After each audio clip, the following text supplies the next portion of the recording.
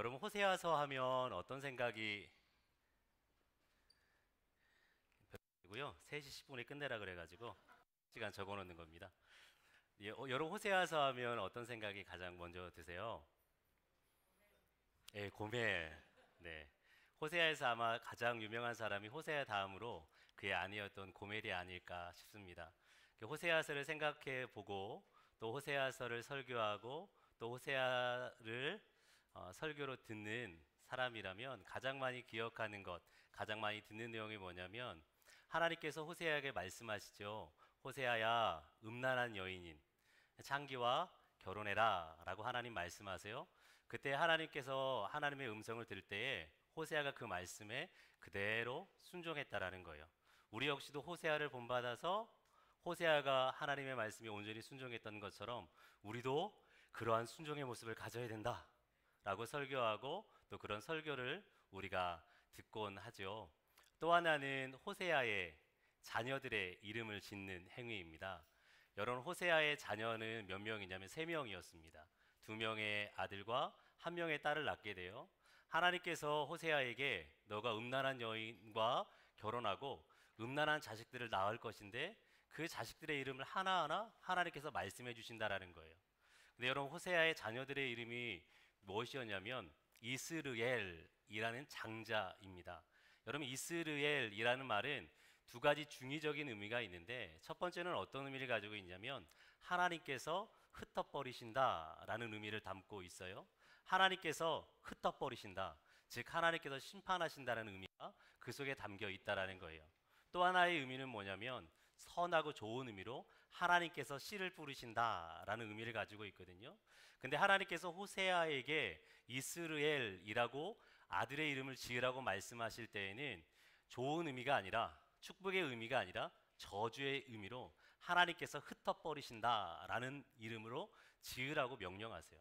그리고 두 번째 자녀는 딸이었는데 로루하마, 하나님의 긍휼을 얻지 못한다, 하나님께서 더 이상 긍휼을 베풀어 주지 않으신다라는 이름의 뜻을 갖게 돼요.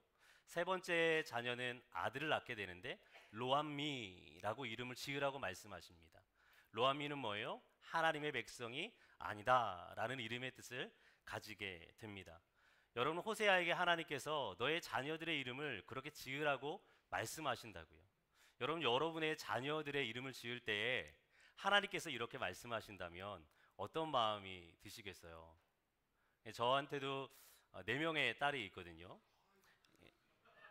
아, 예, 감사합니다. 4명의 딸이 있는데요. 이 첫째 딸 이름이 뭐냐면 안음입니다.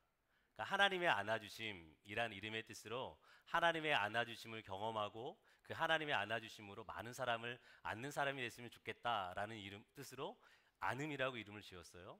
둘째 딸 이름은 뭐냐면 이레입니다. 말 그대로 여호와 하나님께서 준비하신다, 예비하신다 라는 이름의 뜻을 지어줬어요. 세 번째 딸 이름은 뭐냐면 휴입니다. 쉴 휴자, 하나님의 안식을 누리고 하나님의 안식을 나누어주는 사람이 되라 라는 의미로 휴라고 이름을 지었어요. 넷째 딸 이름은 뭐냐면 이희언입니다. 희언, 기쁠 희에 말씀 언자를 써서 희언이라고 이름을 지었거든요.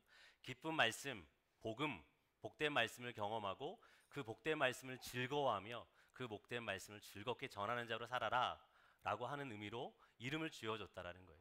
여러분 자녀의 이름을 지을 때에는 뭐예요? 내가 그 자녀에게 축복할 수 있는, 내가 부여할 수 있는 최고의 의미, 가장 좋은 의미를 부여해서 이름을 지어준다고요. 그렇게 할 수밖에 없는 이유가 왜 그러냐면 나에게 사랑스러운 자녀일 뿐만 아니라 하나님께서 내가 이름을 지어준 그대로 평생 뭐 하시는 거예요? 하나님께서 내 자녀를 부를 때 그 이름 따라 부르시거든요. 어찌됐든 간에 최고의 축복의 마음을 가지고 자녀 이름을 붙이는 것이 우리의 모습일 텐데 호세아에게 하나님께서 너의 자녀의 이름은 그렇게 짓지 말아라, 저주의 이름으로 이스라엘, 로루하마, 로암미 라고 이름을 지어라 라고 말씀하실 때 호세아가 뭐합니까? 하나님 안 돼요, 내가 사랑하는 자녀들인데 그렇게 이름 지을 수 없습니다. 제가 이전에 음란한 여인 창기랑 결혼하라고 말씀하실 때 그 말씀에 순종하지 않았습니까? 그거면 됐지 내 자녀들까지 왜 건드십니까? 라고 호세아가 반문하지 않아요. 하나님 말씀하신 그대로 호세아가 순종합니다. 동일하게 이것도 이렇게 설교하게 되죠. 호세아가 하나님께서 말씀하셨을 때 자기의 자녀들이지만 하나님의 말씀에 순종해서 순복해서 그대로 순종했다. 하나도 어김없이 따랐다. 우리도 하나님께서 우리에게 어떠한 것을 요구한다 할지라도 어떠한 명령을 하신다 할지라도 그 말씀에 순종해야 된다 라고 우리가 설교하고 또 설교를 그렇게 들어왔어요. 그 다음에 호세아서 하면 생각나는 게 뭐가 있을까? 여러분, 호세아서는 14장으로 되어 있거든요. 근데 방금 호세아의 결혼과 자녀 출생 이야기는 1장에 제한되어져 있는 부분입니다. 나머지 13장에 대해서는 우리가 설교할 기회도 없고 또 설교를 통해서 들을 기회도 없는 것이 우리의 모습인 거죠. 여러분, 나머지 호세아의 예언서가 그러니까 예언이기 때문에 선지자의 선포이고 글이기 때문에 어려운 것도 있기는 하지만 그럼에도 하나님께서 우리에게 호세아서 전체 14장을 살펴볼 수 있는 은혜로운 시간으로 복된 시간으로 이 시간을 주셨다고 생각이 들어요. 여러분, 어떤 분은 호세아서를 준비하시면서 호세아서를 다 읽어 오신 분도 있을 것이고 어떤 분들은 그렇지 못하신 분도 있을 거라고 생각이 드는데 그것과 상관없이 오늘 3시간 동안 우리 호세아서 1장에서 14장 마지막까지 호세아서를 전체 한번 살펴보면서 아, 호세아서에 이런 내용이 담겨 있구나. 아, 하나님께서 호세아서를 통해서 우리에게 호세아의 결혼만 자녀들에 대해서만 이야기하고 싶은 것이 아니라 이런 부분도 말씀하고 싶어 하시는구나 라는 것들을 좀 살펴보는 시간이 되었으면 좋겠습니다. 여러분, 역사라는 것은 어느 한순간에 이루어지지 않죠. 특별히 성경의 역사도 마찬가지입니다. 많은 사람들이 성경 한 권을 공부하면 그것으로 성경 한 권 전체를 이해할 수 있다고 생각하는 오류, 그러니까 잘못된 생각을 하는 것 같아요. 여러분, 만약에 내가 요한계시록을 공부하고 싶다. 그럼 요한계시록 한 권만 공부하면 요한계시록을 다 공부했다라고 이야기할 수 있는가? 요한계시록을 마스터할 수 있는가? 절대 그렇지 않습니다. 여러분, 요한계시록은 어떠한 역사 속에서 쓰여졌냐면 성경 창세기부터의 역사 속에서 흘러 들어가는 거예요. 창세기의 역사와 출애굽기의 역사와 레위기와 민수기와 신명기, 역사서의 역사와 선지서의 역사와 시가서의 역사, 그리고 복음서와 선지서의 역사가 쌓여져서 축적되어져서 그 위에 뭐가 쓰여진 거예요? 예, 요한계시록이 쓰여진 거예요. 그래서 요한계시록을 제대로 이해하려면 뭐 해야 돼요? 창세기부터 파고 들어가야 된다라는 거예요. 창세기부터 훑어 와야만이 비로소 요한계시록을 제대로 이해할 수 있습니다. 마찬가지로 선지서도 마찬가지예요. 여러분, 선지서 호세아서를 이해할 때 호세아서 한 권만 읽으면 공부하면 호세아서 내용을 우리가 다 알 수 있느냐? 그렇지 않습니다.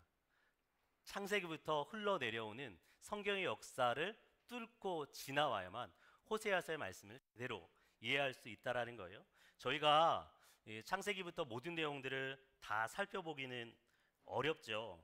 어렵기 때문에 잠깐만 이 성경의 역사를 한번 살펴보았으면 좋겠습니다. 이스라엘 백성의 역사죠.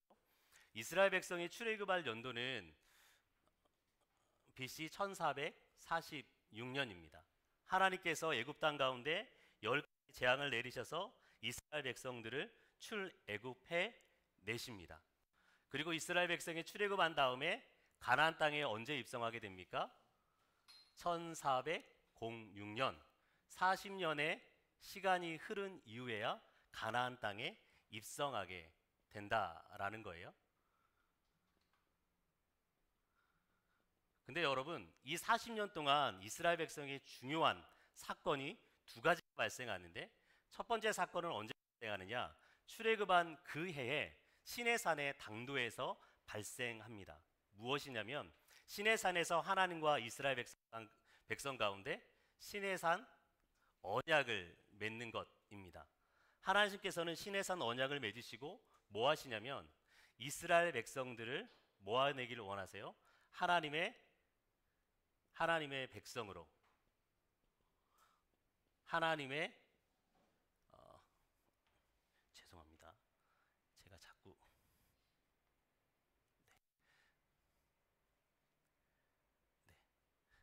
하나님의 백성으로, 또 하나님의 소유로, 세 번째는 제사장 나라로 하나님께서 삼으시지요. 근데 여러분, 우리가 아는 것처럼 시내산 언약을 맺은 다음에 이스라엘 백성이 어떤 사건을 벌이게 돼요? 송아지, 우상을 섬기는, 하나님과의 언약을 파기하는 사건을 벌이게 됩니다. 하나님께서 이때 모세라고 뭐라고 말씀하세요? 모세야, 내가 이스라엘 백성을 싹 쓸어버리겠다. 내가 너를 통해서 새로운 민족을 이루겠다 라고 하나님께서 말씀하세요.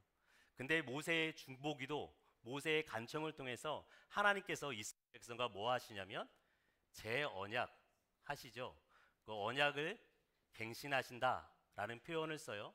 근데 여러분, 하나님께서 마땅히 하나님과 언약을 파기한 이스라엘 백성을 심판하시고 징계하시고 진멸해 버릴 수 있어요. 근데 하나님께서 그렇게 하지 않으시고 이스라엘 백성과 다시금 언약을 맺으신다라는 거예요. 근데 그 언약을 맺으실 때 무엇을 기반으로 해서 하나님께서 언약을 맺으시느냐? 하나님께서 출애굽기 33장의 말씀에 보면 모세야, 네가 시내산으로 올라와라. 내가 너에게 나의 영광을 보이겠다라고 말씀하시면서 하나님 당신의 성품이 어떠한지에 대해서 이렇게 말하고 있습니다. 출애굽기 34장 6절의 말씀에 보면 여호와라 여호와라 자비롭고 은혜롭고 노하기를 더디하고 인자와 진실이 많은 하나님이다. 여러분, 하나님은 뭐예요? 은혜롭고 자비롭고 노하기를 더디하며 인자하며 진실이 많은 하나님이시다라고 이야기하세요. 하나님께서 이스라엘 백성을 당신의 백성 삼으시고 당신의 소유 삼으시고 제사장 나라로 삼으시는 사건은 무엇을 기반으로 하느냐?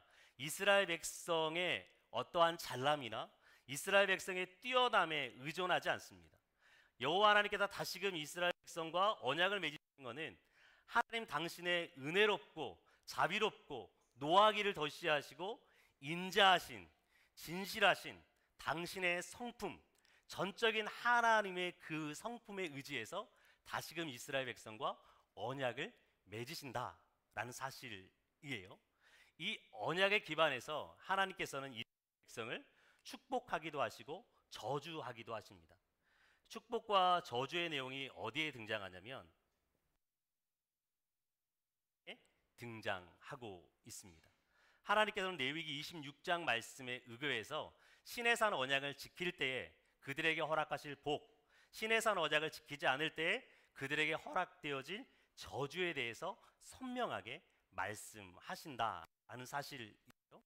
그리고 나서 이스라엘 백성이 가데스 바나에서 불순종할 때, 믿음의 걸음을 떼지 않을 때에 20세 이상으로 40년 동안 광야를 지나며 싹은이 죽는 일이 벌어지게 됩니다. 남자만 20세 이상으로 장정이 60만 정도 되었다라고 이야기하고 어린아이와 여자까지 하면 200만 정도 됐다고 하죠. 그 거대한 인구가 무려 40년 동안 광야를 방황하는 일이 벌어지게 되었다라는 거예요. 그리고 나서 하나님께서는 이스라엘 백성과 어디에서 다시금 언약을 맺으시냐면 모압 평지에서 언약을 맺으십니다. 모압 평지에서 맺었다라고 해서 모압 언약이라고 이야기하기도 하고, 모압 평지에서 언약을 맺지만 이 언약식이 가나안 땅의 세겜에서 이루어지기 때문에 세겜 언약이라고 말씀하기도 하세요.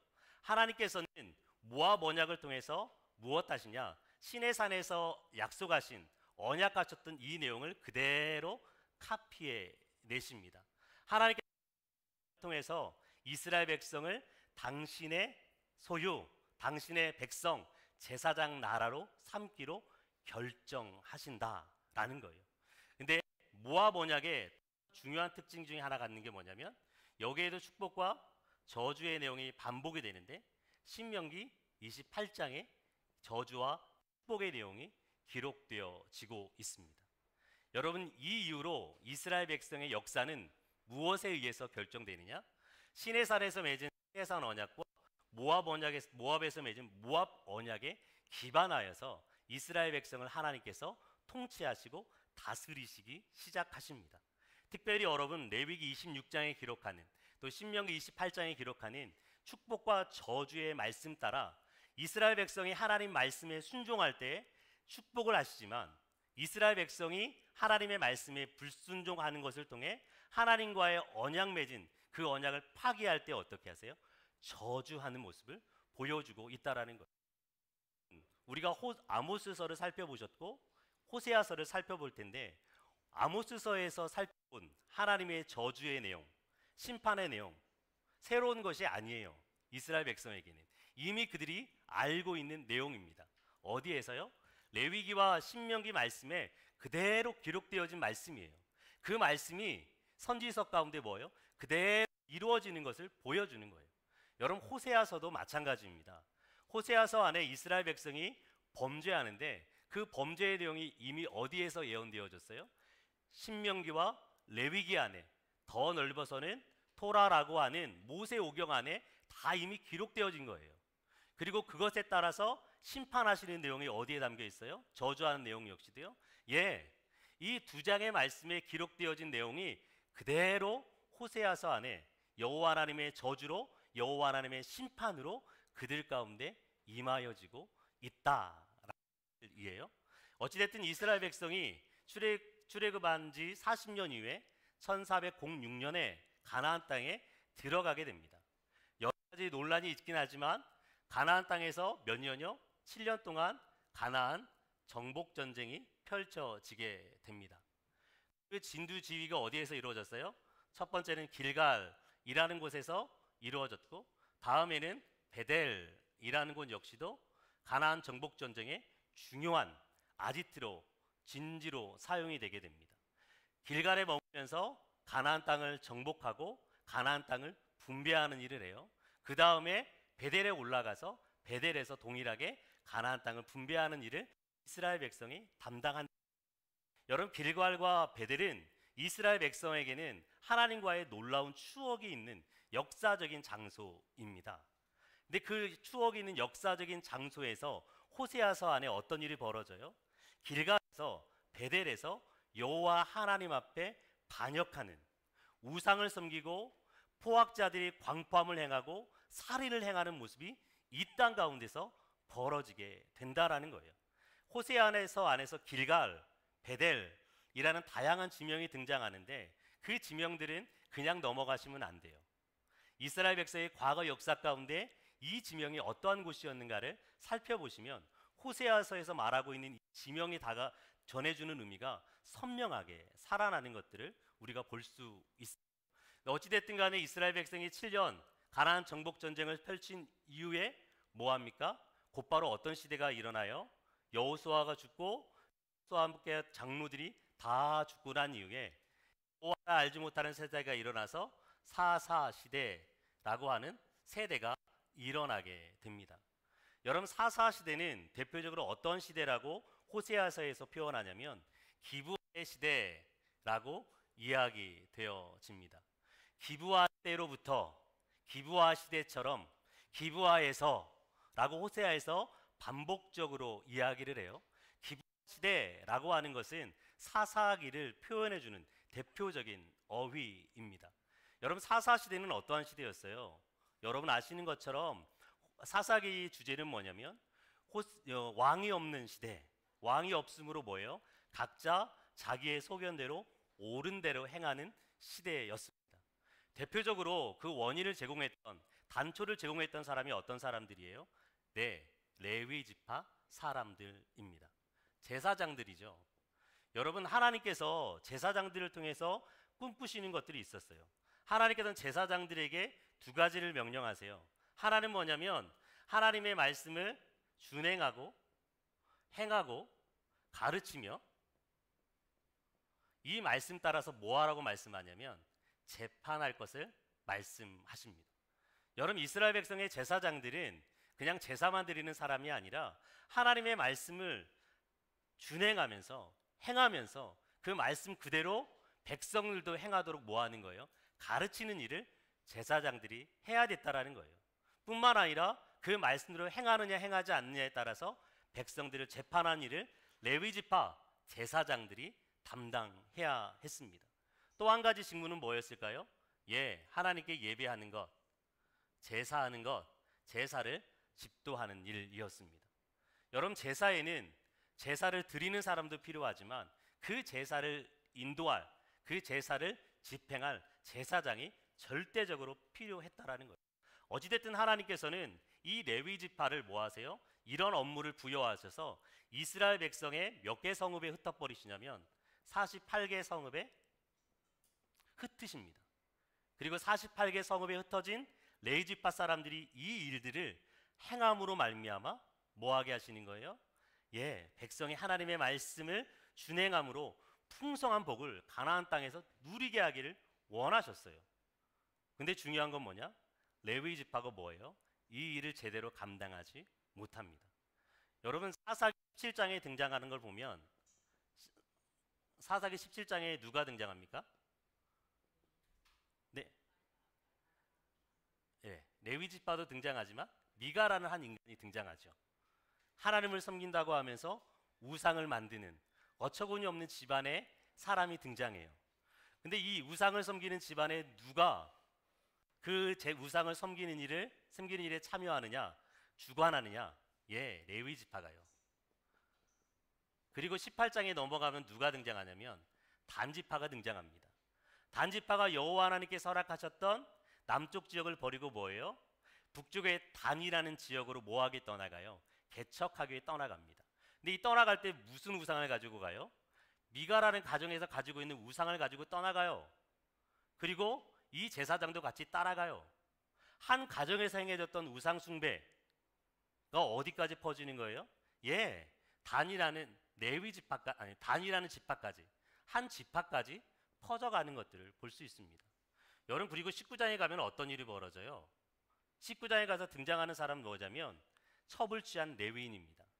여러분, 레위인이 첩을 취했어요. 이것도 있을 수 없는 일인데 이 사람들이 어디로 가요? 이 첩이 어디로 도망갑니까? 자기 아버지의 집으로 도망가죠.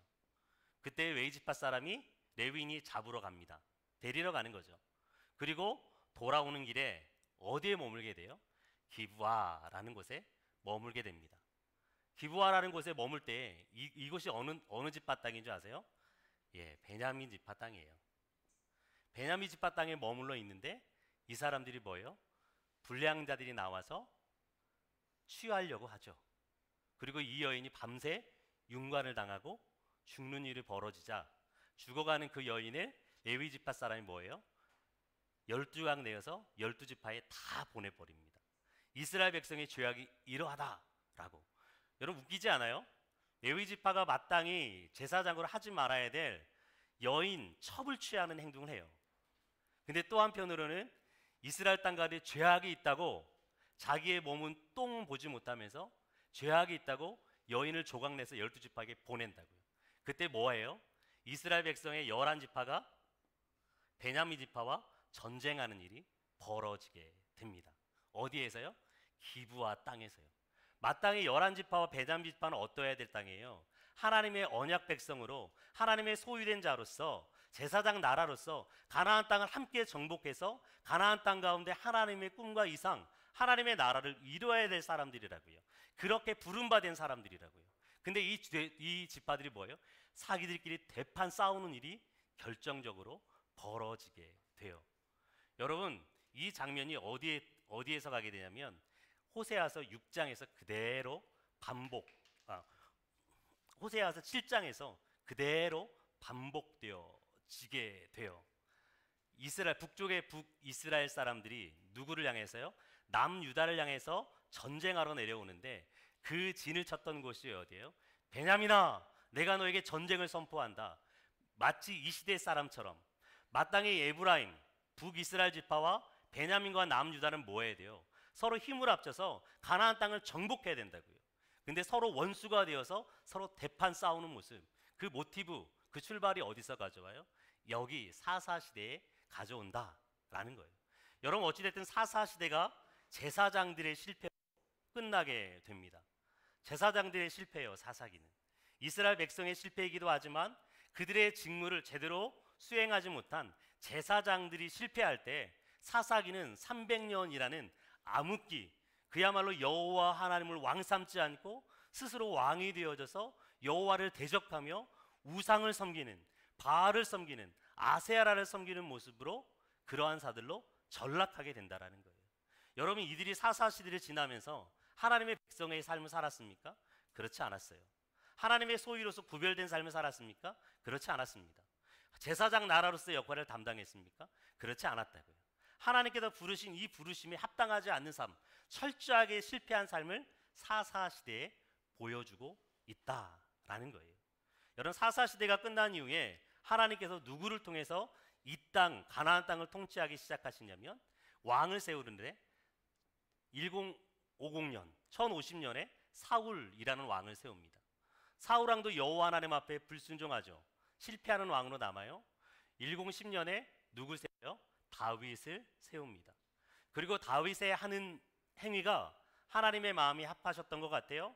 사무엘하 7장에 하나님께 다윗과 언약을 맺으시는데 영원한 왕조의 언약을 맺으십니다. 하나님께서 다윗과 언약을 맺으셔서 다윗의 왕조는 그 왕조만큼 영원할 거라고 하나님께서 무조건적으로 언약을 맺어버리세요. 그리고 970년에 누가 등장해요? 솔로몬이 등장하게 되죠. 그리고 나서 누가 등장합니까? 930년에 르호보암이라는 사람이 등장하죠. 930년은 이스라엘 역사 가운데 가장 중요한 역사 중에 하나예요. 930년에 어떠한 일이 벌어집니까? 하나님께서 솔로몬의 죄악으로 말미암아, 여러분, 솔로몬은 잠언도 기록하고 전도서도 기록하고 굉장히 탁월한 왕으로 이름이 있잖아요. 지혜로운 왕으로. 근데 하나님께서는 솔로몬의 죄악 때문에 이스라엘 백성을 둘로 나눠버리신다라는 거예요. 나눠버리세요. 여러분, 우리가 지난 텀에 역사서 세미나를 했거든요. 여호수아서부터 열왕기 상하까지 세미나를 진행을 했어요.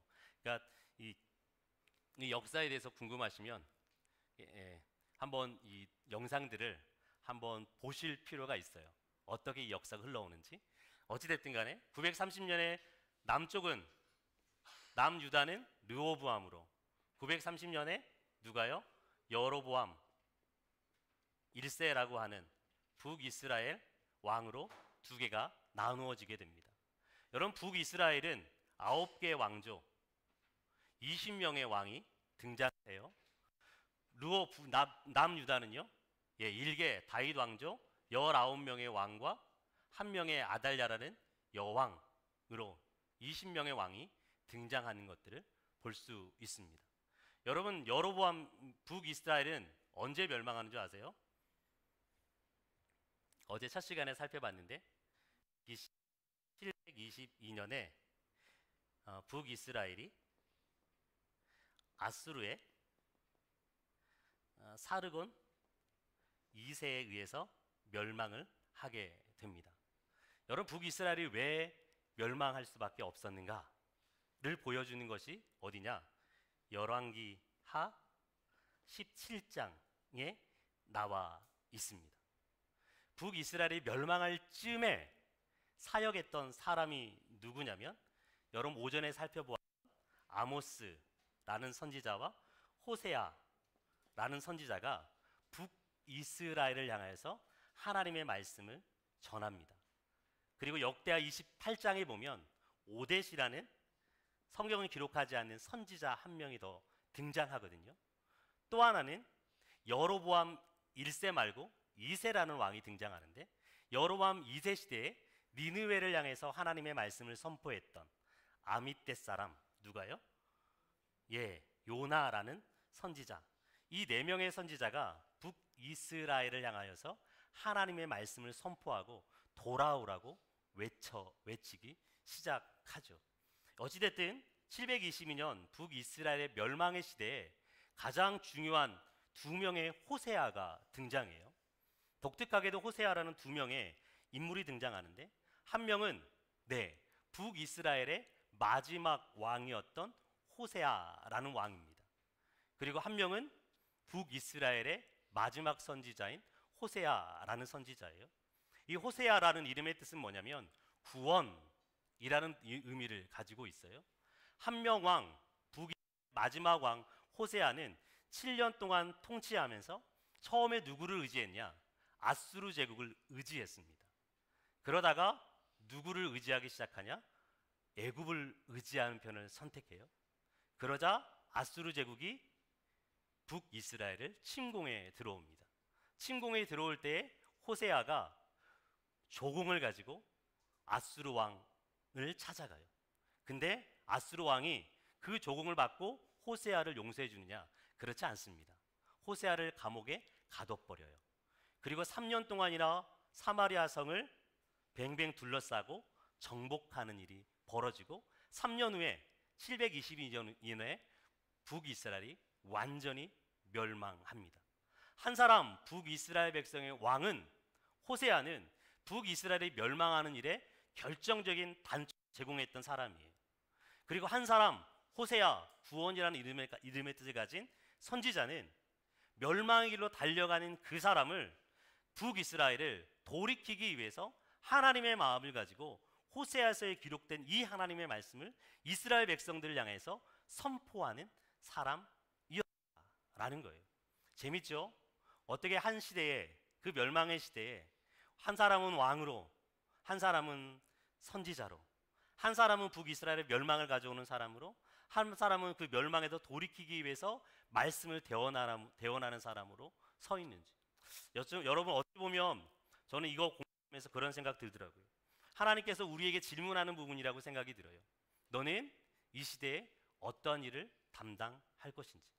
우리가 똑같이 하나님의 백성이라는 이름을 가지고 이 땅을 살아가요. 똑같이 하나님의 자녀라는 이름으로 이 땅을 살아갑니다. 근데 어떠한 사람은 하나님의 백성을 구원하는 일에 사용될 수 있기도 하고, 어떤 사람은 하나님의 말씀에 하나님의 나라를 짓밟는, 하나님의 나라를 그야말로 표현이 과하긴 하지만 멸망시키는 일에 사용될 수도 있겠다라는 생각이 들어요. 여러분 얼마나 많은 사람들이 하나님의 귀한 교회를 향해서 욕을 퍼붓습니까? 그야말로 욕을 퍼붓는단 말이 맞을 정도로. 근데 그 뒷면에는 누가 있어요? 아무 일도 없기 때문에 그렇게 욕을 냅다 퍼붓습니까? 그렇지 않죠.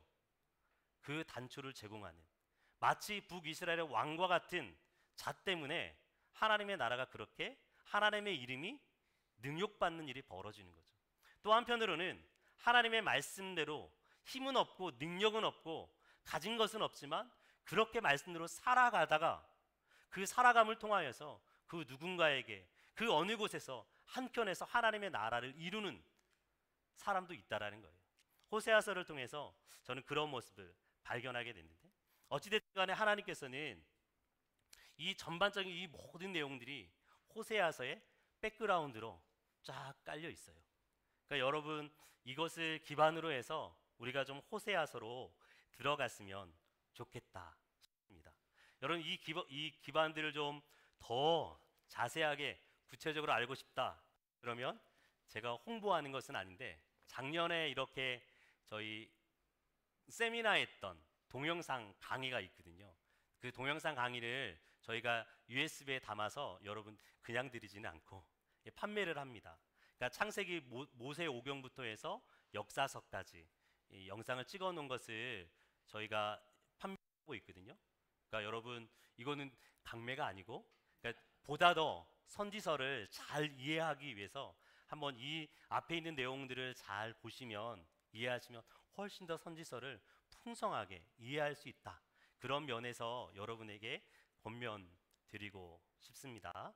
여러분 들어가 보시죠. 여러분 호세아서는 누가 썼는가? 저희 귀납적 방법에서 사용하는 정리하는 방법인데요. 호세아서 1장 1절에 뭐라고 기록하고 있습니까? 부엘리의 아들 호세아에게 임한 여호와의 말씀이니라. 여러분 호세아서 1장에서 14장까지 이 모든 내용이 하나님께서 부엘리의 아들인 호세아에게 주신 말씀이다 라고 이야기하고 있어요. 그리고 1장 2절, 4절, 6절 말씀에 보면 여호와께서 호세아에게 말씀하셨다라고 기록합니다. 그러니까 여호와 하나님께서, 제가 이재균인데 이재균에게 말씀하셨다라고 말하지 않으세요. 여호와께서 다윗에게 말씀하셨다라고 이야기하지 않고 여호와께서 호세아에게 말씀하셨다. 그러니까 이 말씀이 누가 들은 내용이라는 거예요? 호세아가 들은 내용이다 라는 것을 알 수 있죠. 그리고 호세아서의 인칭 대명사를 살펴볼 필요가 있는데 3장에 보면 우리가 1장에서 살펴본 호세아가 결혼한 음란한 여인, 창기인 그 여인이 아마도 다시 창기짓을 하기 위해서 집을 나갔던 것 같아요. 그리고 시장에서 창기로, 노예로 매매되는 현장에 있었던 것 같습니다. 그 매매된 현장에 가서 호세아가 이 여인을 15개 하고 뭐예요? 15, 한 오멜 반을 가지고 가서 30세겔 정도 되는데, 은 30 정도 되는데 그 정도의 금액을 가지고 사와요. 근데 이때 이 사건을 기록하면서 뭐라고 이야기하냐면 내가 호세아가 직접 경험한 이야기로 이야기하고 있다라는 거예요. 또 하나는 신약 성경에 보면 로마서 9장 25절, 26절의 말씀에 보면 여러분 로마서의 중요한 주제 중에 하나는 뭐냐면 믿음으로 말미암아 유대인과 그리고 이방인이 하나님의 구원의 역사에 동참한다. 하나님의 구원에 이른다라는 내용이거든요. 근데 바울 사도가 이방인과 유대인 모두 다가 하나님의 구원의 역사에 들어오는 것에 대해서 이야기하면서 호세아의 글에라고 시작하면서 호세아서 1장 10절의 말씀과 2장 23절의 말씀을 그대로 인용하고 있어요. 여러분 바울 사도도 이 호세아서 말씀을 인용하면서 호세아에서의 저자가 누구라고 이렇게 이야기하는 거예요? 호세아의 글, 호세아가 기록했다라고 이야기하는 것이죠. 결론적으로 이야기하면 호세아서는 누가 기록했느냐? 호세아가 여호와 하나님으로부터 호세아서의 말씀을 듣고 호세아가 직접 경험한 것을 호세아서에 기록했다. 그러니까 호세아서의 저자는 호세아다라고 우리가 확인해 볼 수 있는 것이죠. 여러분 두 번째는 호세아가 언제 이 말씀을 선포했겠는가를 살펴볼 필요가 있습니다. 여러분 1장 1절의 말씀에 보면 호세아가 직접적으로 남유다의 왕과 북이스라엘의 왕에 대해서 이야기하고 있어요. 남유다의 왕들 우시아와 요담과 아하스와 히스기야가 이어 유다의 왕이 된 시대, 곧 요아스의 아들 여로보암이 이스라엘 왕 북이스라엘을 이야기하는 겁니다. 북이스라엘 왕이 된 시대에 호세아에게 여호와 하나님의 말씀이 임했대요. 그러니까 우시아 왕이 몇 년도에 왕위에 처음 즉위하면 790년에 왕위에 등극하거든요. 그 다음에 마지막 히스기야 왕이 몇 살에 죽냐? 몇 년에 죽냐? 686년에 히스기야 왕이 죽습니다. 그러니까 우리가 한 가지 추측해 볼 수 있는 것은 790년부터 686년 사이에 호세아가 사역했겠구나라고 생각해 볼 수 있지요. 근데 여러분 100년이 넘는 시기예요. 호세아가 100년 동안이나 이 시간 동안에 사역했겠는가? 그렇진 않은 것 같아요. 이 시기 중에 일부의 시간 동안만 호세아가 말씀을 전하는 사역을 담당했던 것 같습니다. 호세아가 전한 말씀 중에 우리가 역사를 좀 생각해 볼 수 있는 단어가 있는데 호세아는 북이스라엘 백성을 향하여서 이 호세아서 말씀을 선포하면서 북이스라엘이 계속해서 멸망할 것에 대해서 이야기하고 있습니다. 화 있을진저 패망할진저 그들이 내게 범죄하였음이라.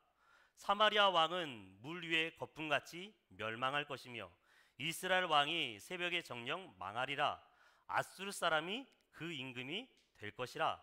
이스라엘아 내가 패망하였나니. 여러분 호세아 선지자는 계속해서 무엇에 대해서 이야기하냐면 북이스라엘 백성이 멸망할 것에 대해서 무엇으로 이야기하고 있느냐? 미래적으로 이야기해 주고 있다라는 거예요. 여러분 북이스라엘이 몇 년도에 멸망했다고 말씀드렸어요? BC 722년에 아수르의 사르곤 2세에 의해서 멸망했다 그랬잖아요. 근데 적어도 그러면 호세아가 이 말씀을 언제 선포한 거예요?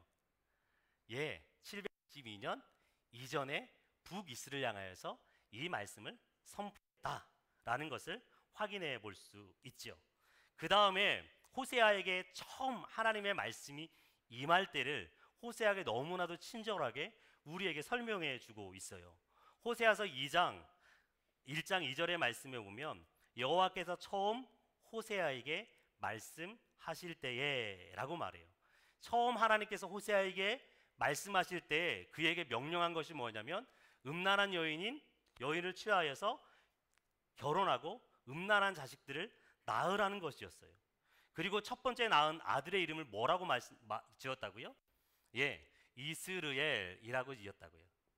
이스르엘이라고 지을 때 하나님께서 흩으신다, 하나님께서 심판하신다 라고 말씀하시는데, 하나님께서는 이것을 통해서 무엇을 보여주길 원하냐면, 하나님께서는 첫 번째는 에후의 집을 심판하시는 것이었어요.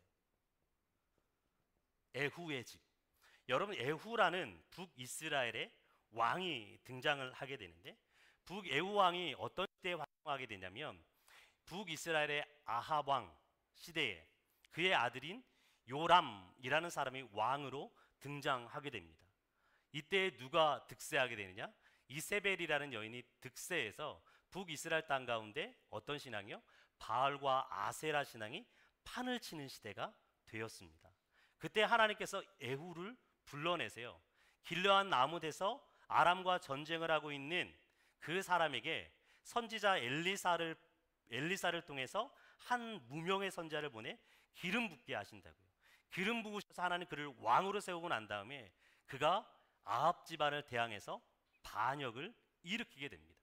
반역을 일으켜서 누구를 죽이냐? 요람 왕을 죽이고 이세벨을 죽이고 아합의 70명의 왕자를 어디서 죽이냐? 이스르엘 땅에서 다 죽여버립니다. 뿐만 아니라 그때 남유다 왕이 여호람 방문하러 왔는데 아하시아 왕 역시도 죽여버린 일을 그때 하나님께서 열왕기하 10장 30절의 말씀에 보면 에후야, 내가 너의 집안을 몇 대까지 왕이 이어지게 할 거라고 말씀하냐면 4대까지 왕이 이어지게 할 것이다 라고 말씀하세요. 여러분, 에후 다음에 누가 왕이 되냐면 여호와 하스가 왕이 됩니다. 여러분, 그 다음에 왕이 누구이죠? 네, 요아스입니다. 그 왕은요? 여로보암 2세죠. 그 다음에는요? 스가랴죠? 네, 스가랴 왕, 6개월 통치하는 스가랴 왕이 등장합니다. 예후 이후에 하나님께서 1대, 2대, 3대, 4대 이 왕까지 하나님께서 가게 하겠다고 말씀하세요. 근데 이 예후 집안을 뭐예요? 하나님께서 심판하시겠다, 이스르엘 해버리시겠다라고 말씀하신다고요.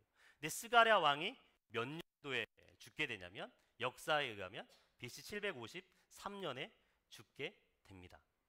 그러니까 호세아에게 처음 하나님의 말씀이 임할 때는 언제일까요? 적어도 753년 이전이겠죠. 그러면 뭐 해야 돼요? 호세아가 결혼도 해야 되죠. 자녀를 또 낳아야 되잖아요. 결혼과 자녀를 낳는 것까지 생각하면 적어도 BC 755년에 처음 하나님의 말씀이 호세아에게 임하였던 것 같습니다. 그래서 생각해 볼 수 있는 것은 호세아가 이스라엘 백성을 향하여서 말씀을 선포한 시기예요. 선포한 시기는 언제냐?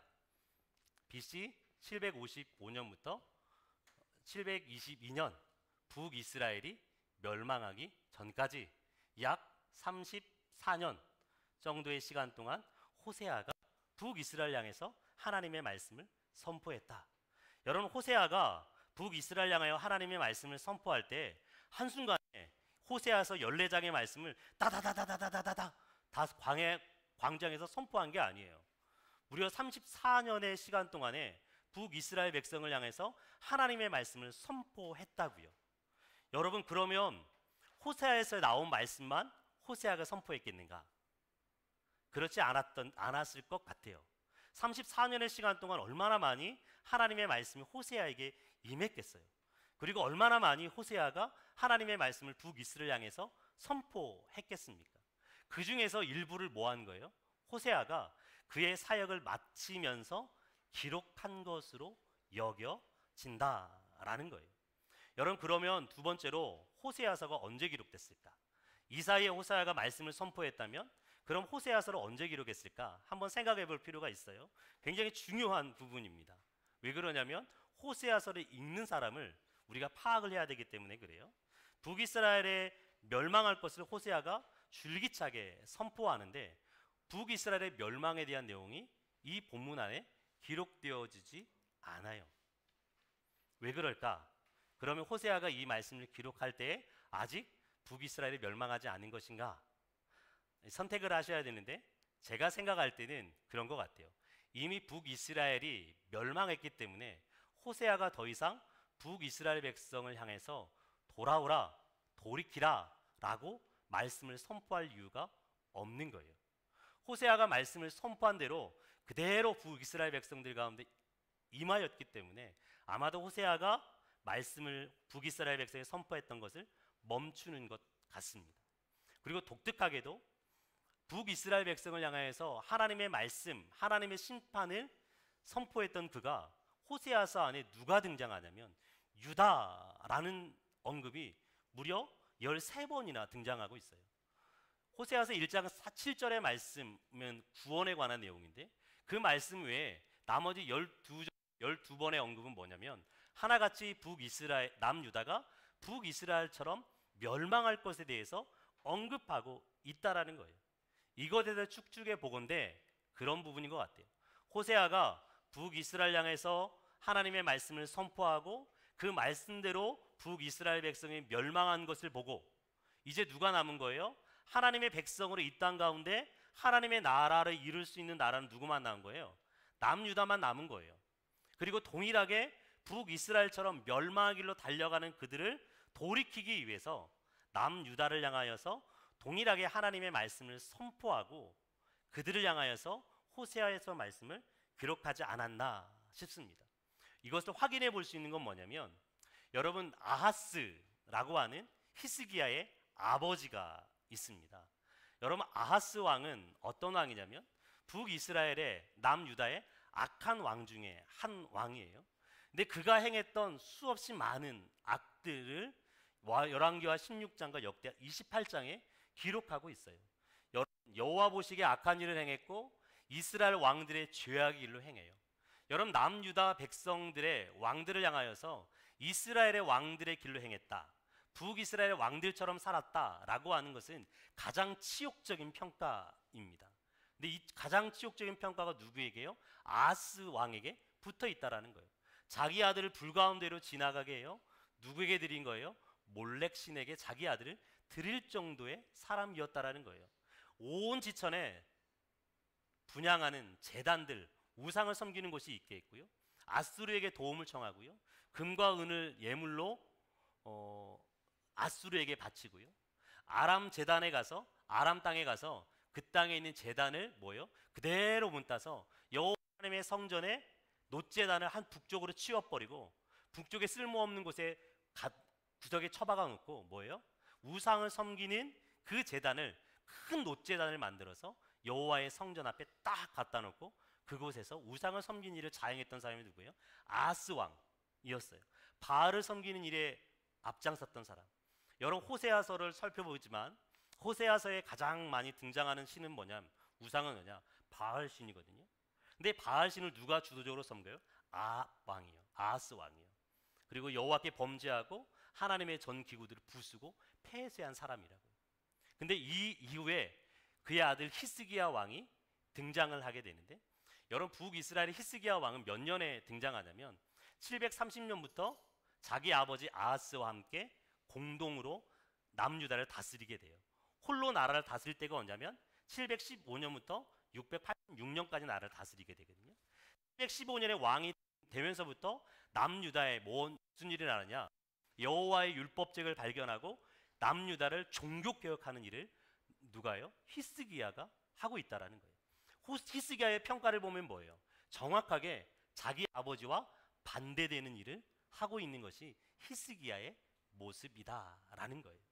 여러분 호세아가 북이스라엘의 멸망을 보고 남유다에 내려와서 하나님의 말씀을 선포했다면 어느 시기의 말씀을 선포했을까요?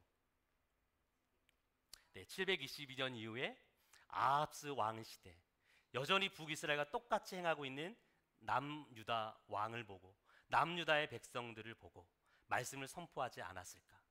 너희 북이스라엘이 멸망하는 거 보지 않았느냐? 그들이 너희 죄악으로 말미암아 하나님 앞에 멸망해서 너희도 똑같은 길로 가면 멸망할 거야 라고 선포하지 않았을까요? 그리고 히스기야 왕의 종교개혁 시대 때 말씀을 선포했을 것이라고 여겨져요. 이 시대를 향하여서 종교개혁하는 그들을 향하여서 여러분, 종교개혁이 하루아침에 이루어질 수 있었을까요? 그렇지 않았을 거예요. 왜 그러냐면 히스기야 왕이 죽은 다음에 누가 등장해요? 므낫세 왕이 등장하거든요. 남유다의 가장 악한 왕. 하나님께서 므낫세 때문에 남유다를 멸망시키기로 작정하거든요. 근데 므낫세 왕 시대 때 어떤 일이 벌어져요?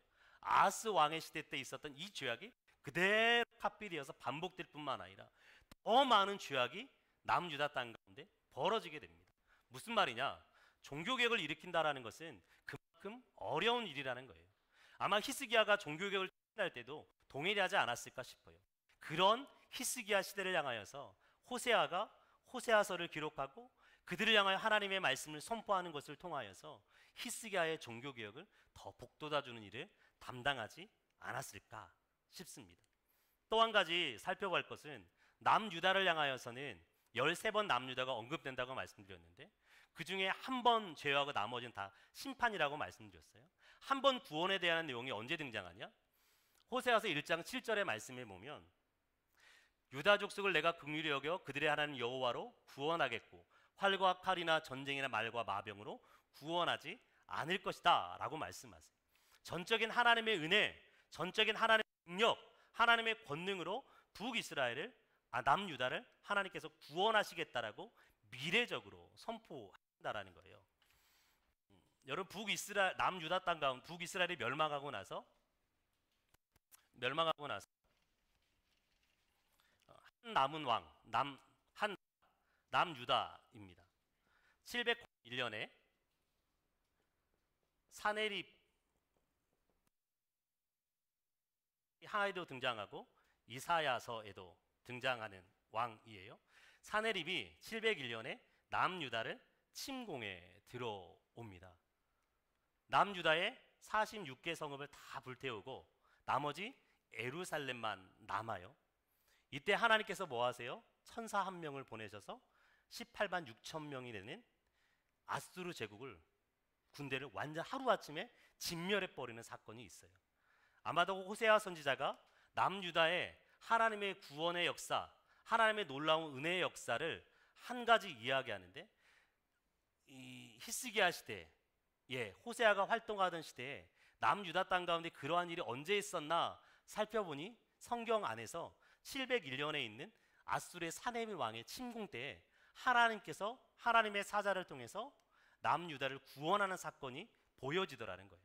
아마도 이 사건을 이야기하는 것은 아닐까라고 하는 것이에요. 이것이 아닐 수도 있어요. 그래서 성경을 근거로 봤을 때 이 사건의 확률이 크다라는 생각이 들어서 아마도 이 이전에 호세아가 이 말씀을 기록했을 것이다 라는 거예요. 결론적으로 기록한 시기는 북이스라엘이 멸망하고 701년에 아수르 사네립이 침공하기 전에 남유다를 향하여서 이 말씀이 기록되어졌다. 그럼 누구에게 쓰여졌는가? 살펴볼 필요가 있는데요. 이스라엘이라는 말에 41회 언급돼요. 북이스라엘을 이야기하는 거예요. 여러분, 이스라엘 하면 자꾸 전체 사울이나 솔로몬이나 다윗이 통치했던 그 시대의 이스라엘을 생각하는 경향들이 많이 있는데 여기에서 이야기하는 이스라엘은 어떤 이스라엘이에요? 북쪽 이스라엘을 이야기하는 겁니다. 이스라엘이 41에 언급되어 있고 북이스라엘을 대표하는 칭호인 에브라임이라는 친구가 32에 등장해요. 북이스라엘의 수도인 사마리아가 6회 언급되어지고 있다고요. 아마도 호세아 선지자가 주로 이 말씀을 선포한 대상, 이 호세아서의 말씀을 들었던 대상은 누굴까? 북이스라엘의 백성일 것 같고요.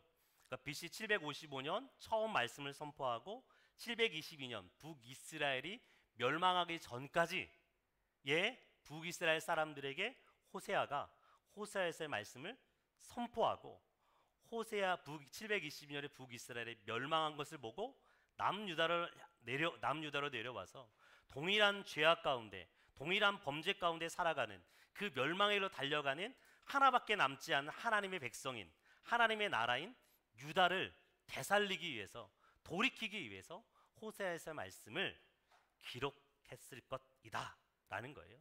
여러분 다른 의견을 가질 수 있어요. 근데 저는 이 원청중과 원독자, 그러니까 처음 호세아서를 들은 사람들, 북이스라엘 사람들이죠. 처음 호세아서를 읽은 사람들을 이렇게 두고 호세아서를 좀 보려고 합니다. 호세아서는 뭐예요? 선지서, 예언서, 우리가 알고 있는 것처럼요. 여러분 호세아서는 산문, 그러니까 수필처럼 역사적인 사건을 기록하는 것이 1장 1절, 1장 2절에서 2장 1절까지, 3장 1절에서 5절까지 호세아의 개인적인 삶을 기록할 때 산문체로 기록을 합니다. 그리고 나머지 모든 말씀은 뭘로 되어 있어요?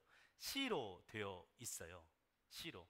그러니까 우리 한글 성경은 시로 되어 있지 않기 때문에, 시로 되어 있지 않아서 이해하는 것에 쉬운 편도 있지만, 시를 시로 기록하지 않고 산문으로 기록했기 때문에 이해하는 데 굉장히 어려움이 있습니다. 그래서 저도 호세아서를 볼 때 한 3개, 4개를 이렇게 기본적으로 3개를 펴놨던 것 같아요. 표준 세번역, 한글 성경, 이거 표준 세번역, 그 다음에 현대인의 성경, 그 다음에 이 컴퓨터에 있는 거 하나 더, 그리고 원어 사전 살펴보면서 이렇게 봤던 기억이 있어요. 그만큼 시기 때문에, 시를 산문으로 썼기 때문에 이해하는데 어려움이 있어요. 근데 처음 호세아서를 읽는 사람들에게는요, 시이기 때문에 그들의 귀 속에 쏙쏙 들어와요. 여러분 노래는 어떻습니까? 시는 노래거든요. 노래는 어때요? 내가 외우고 싶어서 외우지나요? 듣고 있으면 외워져요. 여러분 모세가 하나님의 말씀을 선포하고 신명기 32장인가요? 모세의 마지막 말을 이스라엘 백성이 노래로 부르라고 이야기하거든요. 근데 노래예요. 시라고요. 얼마나 따라 부를 수 있어요. 그러면서 외우는 거예요. 아마 북이스라엘 백성들, 특별히 남유다 백성들도 이 호세아서를 노래로서 얼마든지 읊으면서 그들에게 들려지지 않았을까, 그들이 읽고 듣지 않았을까 싶습니다. 근데 그 중에 뭐예요? 죄에 대해서 80절을 하리네요. 심판에 대해서는요, 그 죄로 말미암아 심판이 임할 것을 83절을 하려 한다고요. 그리고 하나님 심판하실 뿐만 아니라 회복할 것에 대해서 34절을 할애하고 있습니다. 여러분 하나님께서는 북이스라엘 백성의 죄악으로 말미암아 그들을 분명히 심판하십니다. 하나님은 절대로 이 죄를 보시면서 회복으로 넘어가지 않으세요. 하나님은 죄가 있으면 당신의 공의와 당신의 정의로운 성품 따라서 뭐 하세요? 분명하게 심판하신다고요. 심판하실 뿐만 아니라 당신의 인자하시고 노하시고 은혜롭고 자비하신 그의 성품 따라서 뭐 하세요? 다시금 회복하기로 결정하시는 분이 하나님이시다라는 거예요. 역사적 방법인데요, 우리가 역사적인 내용을 살펴보아야 되는데요, 여러분 성경은 어느 하루 아침에 아무런 의미 없이 절대 기록되지 않았죠. 역사를 배경으로 해서 호세아서가 기록됩니다. 호세아서 안에 있는 다양한 역사들이 있어요. 그 역사적인 사건들을 우리가 알 때 호세아서를 보다 더 잘 이해할 수 있습니다. 여러분 이 여로보암 2세는 51년 동안 북이스라엘을 다스리거든요. 51년 동안 북이스라엘을 다스렸다라는 것은 그가 얼마나 안정적으로 강성하게 북이스라엘을 다스렸는가를 보여주는 것이에요. 열왕기에 의하면 여로보암 2세가 영토를 확장하는데 어디까지 영토를 확장했다고 이야기하냐면 하맛 어기까지 영토를 확장했다라고 성경은 이야기하고 있습니다. 여러분 하맛 땅은 어디를 이야기하느냐? 여러분 이것은 솔로몬과 다윗 왕 때 가장 번성한 이스라엘 제국의 영토를 보여주는 것이에요. 이스라엘의 영토가 이 이상 넘어가지 않습니다. 다윗과 솔로몬 시대 영토 이상을. 근데 여로보암 2세 때 어떤 일이 벌어져요? 남쪽에는 우시아라는 왕이 장기 집권하는데 북이스라엘의 여로보암 2세와 남쪽의 우시아 왕의 시대 때 뭐예요? 북쪽은 똑같이 동일하게 솔로몬과 다윗 왕의 시대의 영토의 확장을 이루는 것을 볼 수 있다고요. 솔로몬 시대 때 하맛 어귀까지 영토를 확정하는데 북쪽으로, 여로보암 2세가 뭐예요? 북쪽의 하맛 어귀까지 영토를 확장하는 가장 강성한 시대를 가지게 되었다라는 거예요.